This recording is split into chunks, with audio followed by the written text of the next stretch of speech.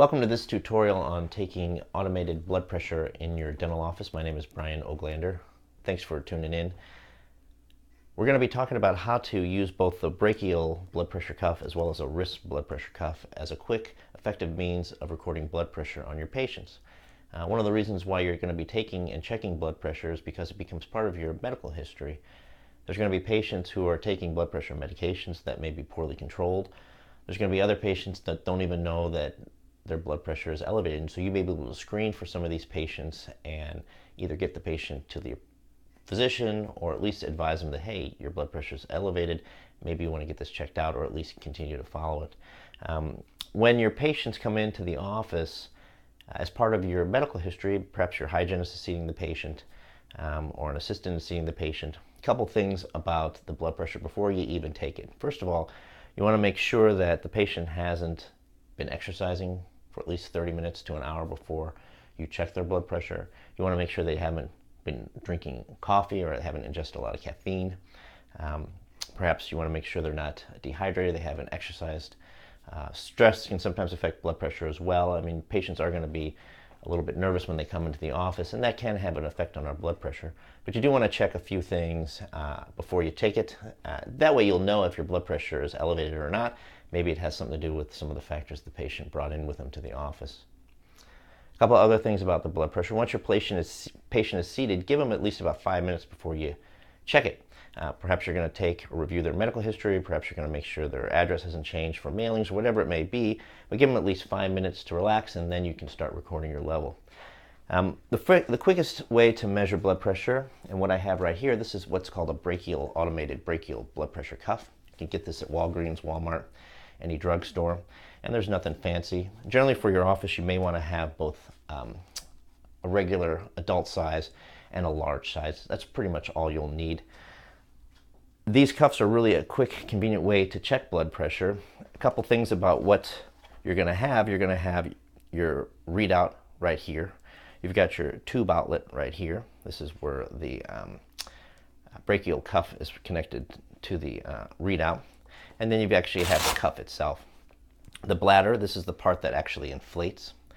When you look at a blood pressure cuff and you're going to size it for a particular patient, the bladder, the part that's going to inflate, and you can tell that whether it's either an automatic cuff or a cuff that you may have from dental school, one of the more traditional cuffs, that bladder shouldn't be more than about 80% of the length of the arm, of the width in the arm, I'm sorry. So we don't want that bladder to wrap around the whole arm. We want it to wrap about 80% of the arm. If it's too much, then our blood pressure reading may be inaccurate. When you take and size up your blood pressure cuff, you'll notice this particular cuff shows us that the arrow is going to point to the shoulder. Our tube and our cord outlet is going to be coming out through the brachial.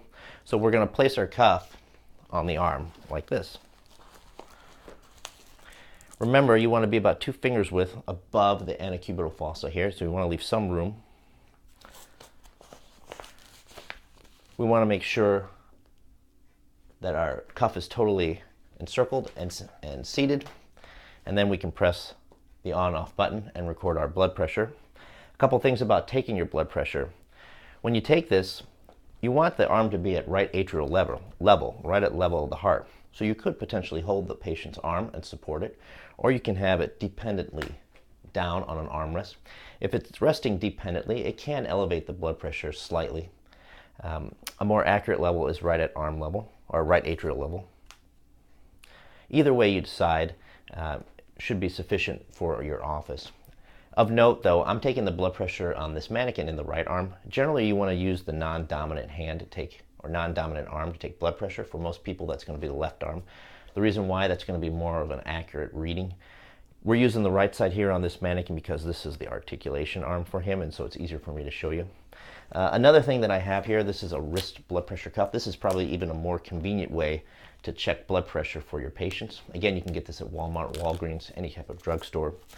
It's a little bit more convenient because you don't need to have multiple sizes. You don't need both adult medium or an adult large size. You can have one size for the wrist, and it's pretty quick and easy to check somebody's blood pressure. There's a couple differences. When you check somebody's wrist blood pressure, you're measuring the pressure in the radial artery.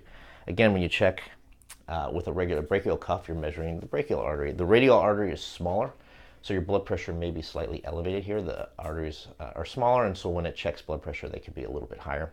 Generally not clinically significant for our purposes because we're not going to be checking multiple readings. We just want a screening tool. When you check blood pressure, again, it's important that the arm's going to be, or the wrist is going to be at arm level, but we're going to seat our blood pressure cuff first. If you look at this, there's the readout here, as well as the start-stop button.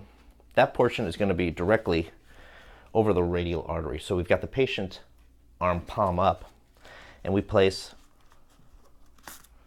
our wrist cuff on, wrap it around the wrist. Here, when you place a wrist cuff, you want to be about 1 or 2 fingers from the actual palm. I don't know if you can see this, but 1 or 2 fingers here. So you don't want it directly pressed up right against the hand. You give yourself a finger's width or 2. You don't want there to be a lot of gaps in between here. So you want this wrapped pretty tight. Now, before you check your blood pressure, you can have the arm and subsequently now the wrist at right atrial level, or you can even have the patient cross their arm over their heart, and it'll give you a more accurate reading. But you would press the start button, which is located right here, and the machine will start measuring blood pressure. So again, these are 2 quick, easy ways to check blood pressure, both automatic.